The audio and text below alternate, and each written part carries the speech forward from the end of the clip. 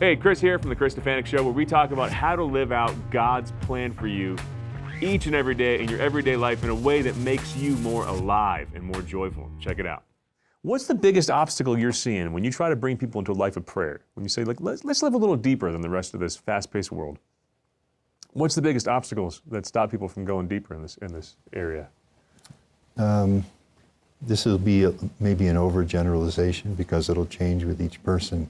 Yeah. But certainly one of the factors is how our attention is always being taken from us in terms of screens and earbuds, and all of that. So probably to have a life of prayer, it means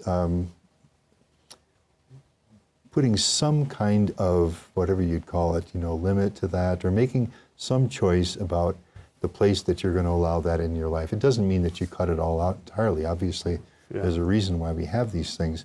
But you probably, this is where I've kind of land at this point.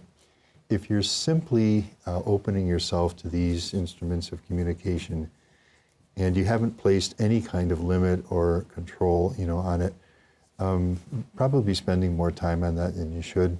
So just to have at least one place where we are saying, well, I won't recharge my phone in the course of the day, or I'm just not going to look at YouTube for the next week, or on and on like this. Something like that may begin to open up space for prayer.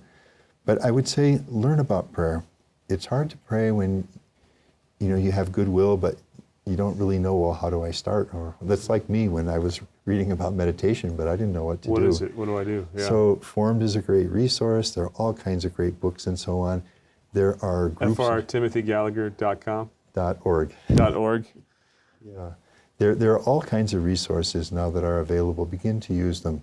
And if there's a group in the parish or that's accessible to you in person or digitally, where people are walking together in the life of prayer, get inserted in something like that.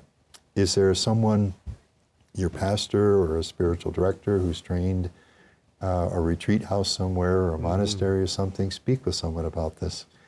And I also want to plug your book, Struggles in the Spiritual Life and Their Remedies. Talks about roadblocks people hit and how to push past them. Now, thank you. I'm so grateful for all the simple and profound wisdom you're sharing. I just want to challenge you guys. Take the plunge here. You're hearing an invitation to a deeper spiritual life. It's not overly complicated. The biggest obstacle is that we're constantly distracted by shallow, passing things. So often, like the human mind needs some escape from the reality right in front of you. You need a little break. And so often the break we pick, your brain that is hardwired to help you survive. It wants to burn less calories. It goes for the lowest hanging fruit, easiest break. This doesn't make you happier. 2016, first year that Generation Z, entered college, over half of them self-reported as below average in mental health. Over half! We are tweaking out on data. Guys, you can be like everybody else. I want to beg you, with Father Timothy Gallagher, I want to beg you with the Lord, can we stop being like everybody else and go a little deeper? Make that time to do the stuff that he's sharing here. Make that time to start your day by listening to the Word of God for 15 minutes. Start with the length of an Our Father to think about the Lord, looking at it with love. Read a little bit of His Word and talk to Him from your heart. And at the end of the day, look back at your day, see how He's active in your life. Give thanks as you examine your conscience.